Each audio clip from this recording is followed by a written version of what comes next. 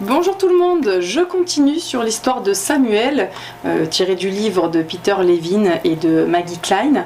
Là, il s'agit toujours de Somatic Experiencing, donc je commence. En week-end chez ses parents, Samuel a un comportement agressif et tyrannique. Rien ne lui plaît, il est exécrable à chaque instant. Quand il est endormi, il se tourne et se retourne, comme s'il était aux prises avec son drap. Pas surprenant ce comportement pour un enfant de 2 ans et demi. Il me confie que 6 mois plus tôt, Samuel est tombé de sa chaise haute et il s'est ouvert le menton, saignant abondamment. Il a été emmené aux urgences. Lorsque l'infirmière est venue prendre sa température et sa tension artérielle, il était si effrayé qu'elle était dans l'impossibilité d'enregistrer ses signes vitaux. L'enfant a ensuite été attaché avec une attelle d'immobilisation, planche dorsale avec rabat et sangle velcro. Ça fait beaucoup. Son torse et ses jambes étaient ainsi immobilisés et les seules parties de son corps qu'il pouvait bouger étaient la tête et le cou, ce qu'il ne manquait pas de faire énergiquement. Les médecins ont alors réagi en tenant fermement la tête avec leurs mains pour l'immobiliser et suturer son menton. On imagine, en tout cas moi j'imagine bien la violence de la situation pour ce petit bout de chou.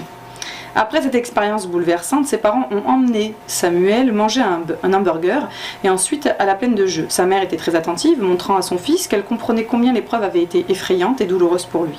Bientôt, tout semblait oublié. Cependant, peu de temps après, l'attitude du garçon devint plus autoritaire.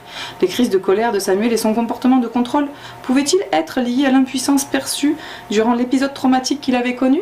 J'ai découvert que Samuel avait été aux urgences à plusieurs reprises suite à différents accidents de gravité variables, bien qu'il n'ait jamais affiché un tel degré de terreur et de panique.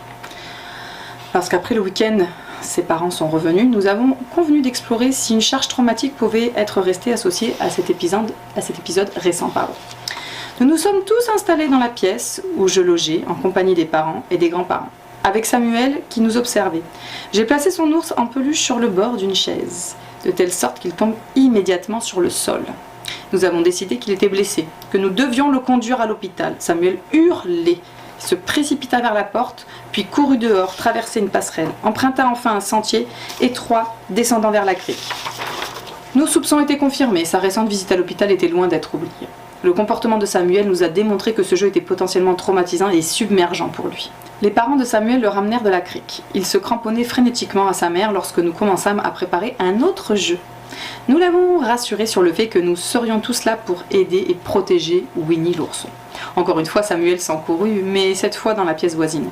Nous l'avons suivi en attendant de voir ce qu'il se passait. Samuel courut vers son lit, le frappant de ses 2 bras en me regardant dans l'expectative.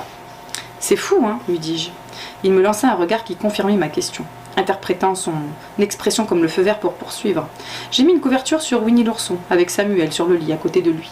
Samuel, nous allons tous aider Winnie l'ourson.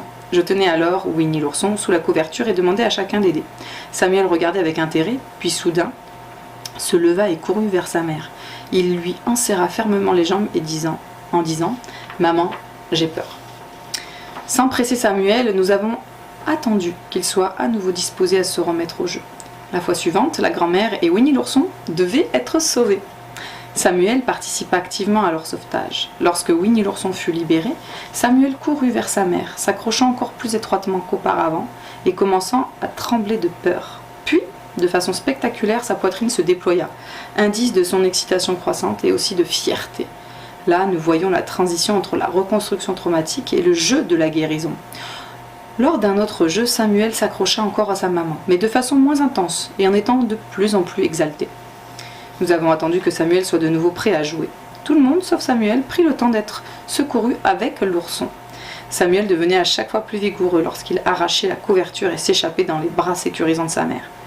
Lorsque ce fut le tour de Samuel de se tenir sous la couverture avec Winnie l'ourson, il devint fort agité et craintif. Il courut à plusieurs reprises dans les bras de sa mère, avant qu'il ne soit en mesure d'accepter le défi ultime. Courageusement, il se glissa sous la couverture avec l'ourson, tandis que je tenais la couverture vers le bas. Ses yeux s'élargirent de peur, mais seulement un court instant cette fois. Puis il saisit Winnie l'ourson, repoussa la couverture et se jeta dans les bras de sa mère. Sanglotant et tremblant, il cria « Maman, sors-moi de là! Maman, retire cette chose de moi !» Son père effrayé me dit que c'étaient les mêmes mots que Samuel avait criés lorsqu'il était emprisonné sur l'attelle d'immobilisation à l'hôpital. Il s'en souvenait clairement parce qu'il avait été surpris de la capacité de son fils à exprimer une telle demande à un âge si jeune. Nous avons répété la fuite plusieurs fois, Samuel faisant chaque fois montre de plus de puissance et de triomphe. Au lieu de courir craintivement vers sa mère, il sautillait avec enthousiasme. Après toutes ces évasions réussies, nous avons tous applaudi et dansé ensemble. Bravo pour Samuel! Ouais, ouais, ouais! Samuel a sauvé Winnie l'ourson. À 2 ans et demi, Samuel avait achevé la majorité de l'expérience qui l'avait ébranlé quelques mois plus tôt. Le comportement traumatique agressif, son humeur grossière et ses tentatives de contrôle de son environnement avaient disparu. Son hyperactivité et son comportement d'évitement pendant le rétablissement de son traumatisme médical fut transformé en un jeu triomphant. Voilà, j'espère que ce récit vous a beaucoup plu. Le livre est génialissime, mais j'avais tellement à cœur de vous partager ces passages qui sont fascinants et qui nous permettent d'avoir de l'espoir pour libérer au plus vite, en tant que parents, grâce à ce livre, les traumas de nos enfants. Je l'ai même moi testé à la maison avec mon petit dernier et ça marche très bien. Voilà. En complément avec de l'EFT, c'est encore autre chose. Je vous remercie de m'avoir écouté, je vous dis à bientôt. Au revoir.